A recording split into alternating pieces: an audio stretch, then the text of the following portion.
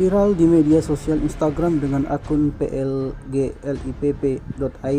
seorang pria mencuri sepeda motor jenis Honda Beat Street warna putih dengan nopol BG4651 ACI.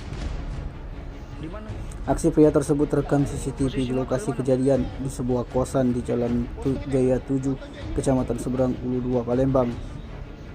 Diketahui pemilik motor tersebut bernama Sarnela yang tinggal di salah satu kosan tersebut.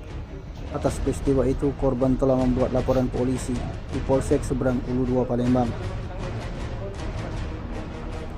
Terlihat dari rekaman CCTV, pria itu memakai topi, masker dan jaket, lalu mengangkat ban motor bagian depan milik korban yang terparkir di halaman kosan. Motor korban tersebut sudah dalam keadaan terkunci stang serta digembok pada rem cakram. Saat itu pelaku mendorong motor milik korban keluar dari rumah kosan dan membawanya kabur.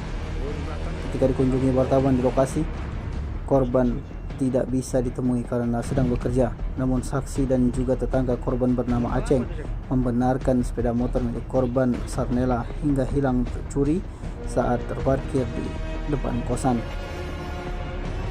Kejadian hilang tersebut terjadi sekitar pukul 4 subuh.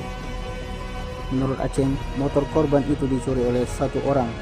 Pelakunya itu mengangkat ban depan lalu mendorong keluar pagar kosan.